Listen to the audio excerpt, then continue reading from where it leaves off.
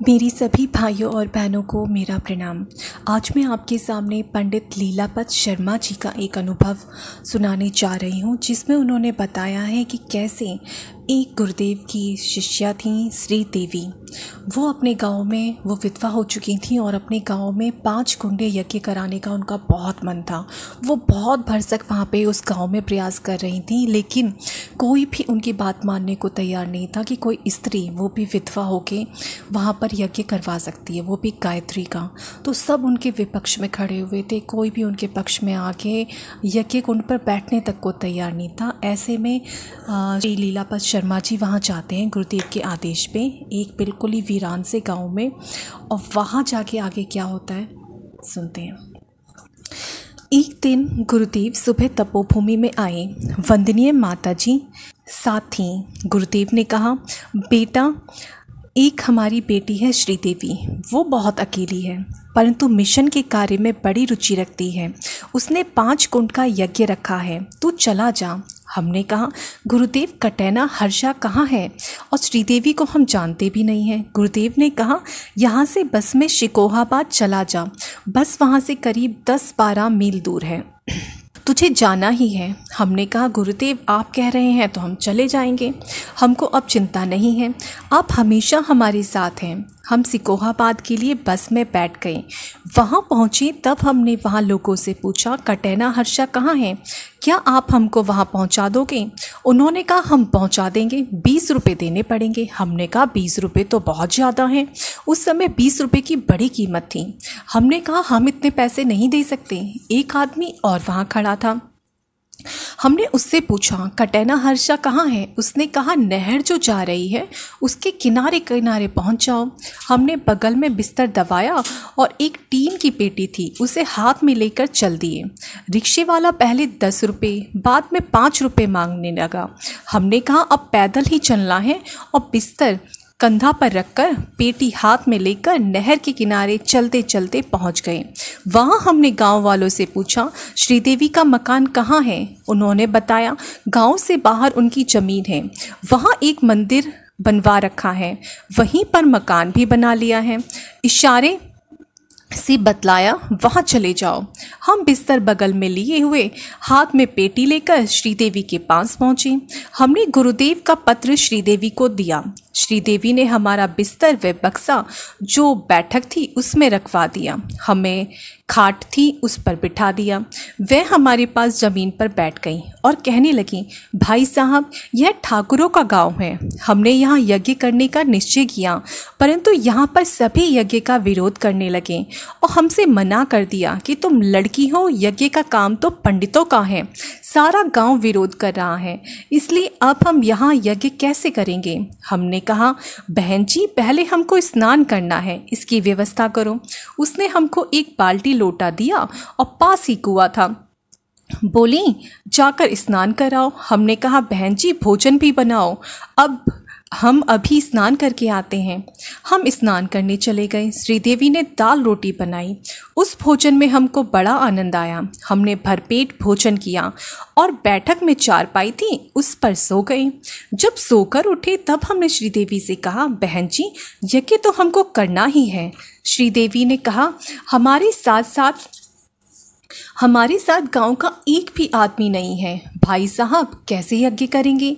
हमने कहा, बहन जी, हम तुम दोनों भाई बहन मिलकर यज्ञ करेंगे।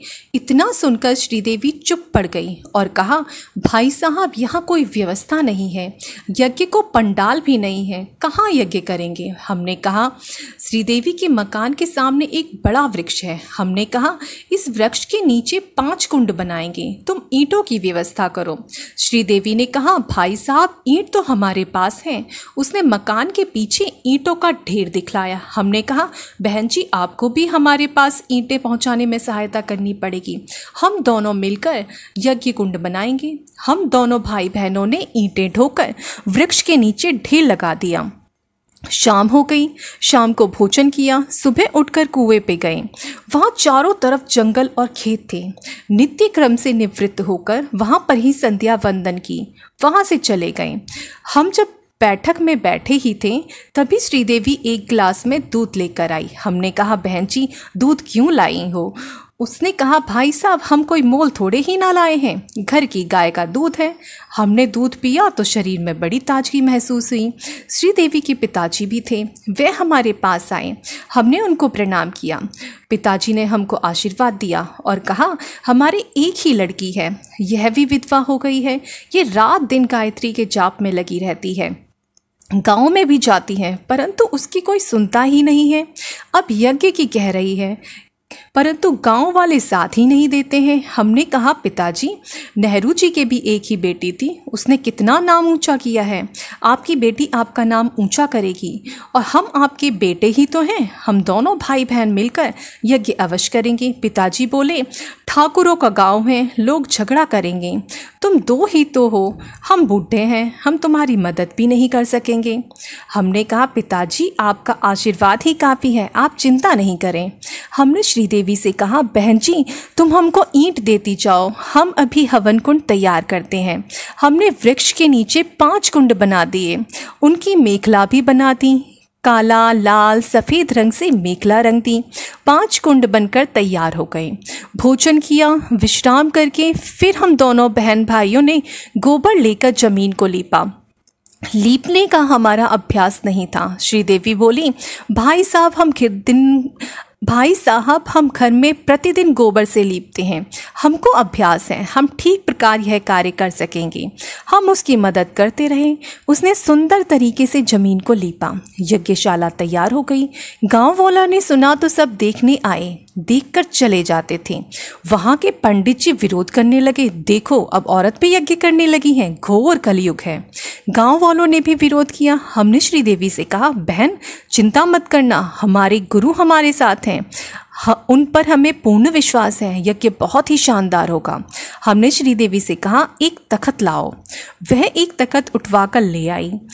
हमने वट वृक्ष के नीचे तख्त को रखवा दिया। हमने कहा, बहन जी, माइक की व्यवस्था हो सकती है? उसने कहा, हमारा मंदिर है, हर शाम को प्रतिदिन कीर्तन करते हैं, मंदिर में माइक है, माइक की भी व्यवस्था हो गई। हमने कहा, बहन जी, 5 कुंड का यज्ञ है, 5 आदमियों के बैठने की व्यवस्था करनी पड़ेगी, कम से कम एक कुंड पर एक आदमी तो होना ही चाहिए। श्रीदेवी ने कहा, भाई साहब, मैं और मेरे पिताजी और एक नौकर, 3 तो हम हैं, 2 आदमियों की कमी रहेगी। हमने कहा, 2 आदमियों की व्यवस्था करनी ही पड़ेगी। उसने कहा, हमारी 2 सहेलियां हैं, उनको तैयार कर लूँगी। हमने कहा, ठीक है। सुबह होते ही हमने श्रीदेवी से कहा, 5 लोगों की व्यवस्था हो गई? उसने कहा, हाँ, हम 5 लोग आ गए हैं। 5 कुंडों पर आसन बिछाकर बैठाया, सब व्यवस्था कर ली गई। हमने कहा, तख्त पर चादर बिछवाओ और बहन जी, रोली, चावल तथा एक माला तैयार रखो।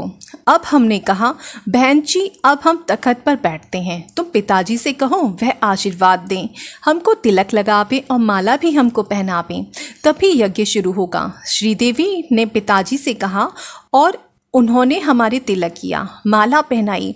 5 व्यक्ति 5 कुंडों पर बैठ गए। गांव के भाई बहन देखने आए, सब खड़े थे। हमने यज्ञ प्रारंभ किया। सारे भाई बहन जो आए थे यज्ञ के कार्यक्रम को देखते रहे। यज्ञ पद्धति तो ऐसी रोचक है ही, जो देखने आए सब पर प्रभाव पड़ा। गायत्री माता की आरती, यज्ञ भगवान की प्रार्थना सब सुनते रहे। गांव के उन भाइयों ने सबसे कहा, यज्ञ बहुत ही अच्छा हो रहा है। दूसरे दिन सारा गांव यज्ञ देखने आया। दूसरे दिन भी यज्ञ के कार्यक्रम का सब भाई बहनों पर बड़ा असर पड़ा और आसपास के गांव में यज्ञ का एक हल्ला सा मच गया। तीसरे दिन भारी भीड़ थी और यज्ञ पर बैठने को सभी तैयार थे। यज्ञ चलता रहा, शाम के 4 बजे तक यज्ञ चला। चौथे दिन भी पूरे दिन यज्ञ चलता रहा।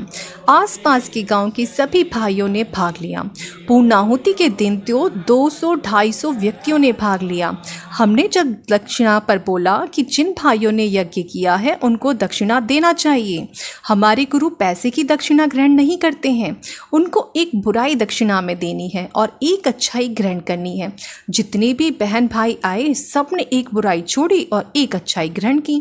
जो यज्ञ का विरोध कर रहे थे वे सब यज्ञ का समर्थन करने लगे और कहने लगे, श्रीदेवी ने तो गांव में कमाल ही कर दिया है। श्रीदेवी की सभी प्रशंसा कर रहे थे। जब हमारा विदा होने का समय आया तब सारे गांव के भाई बहन तथा आसपास के गांव के लोग भी इकट्ठा हो गए। विदाई का वह दृश्य देखने लायक था। सारे गांव में जुलूस निकला, प्रत्येक घर में हमें माला पहनाई गई। 2100 रुपये की विदाई दी। हमको शिकोहाबाद तक पहुंचाने आए। सवारी की व्यवस्था की गई तो हमने मना कर दिया, आप बहन भाइयों के साथ पैदल ही चलेंगे। हम मन ही मन गुरुदेव तथा वंदनीय माता जी को प्रणाम कर रहे थे कि हमारे गुरु ने हमको क्या बना दिया। ऐसे गुरु को पाकर हम तो धन्य हो गए। जैसे हम निर्भय होकर चलते हैं, गुरु ने हमको निर्भय बना दिया है, वैसे ही आप भी पल्ला पकड़कर निर्भय बन सकते हैं।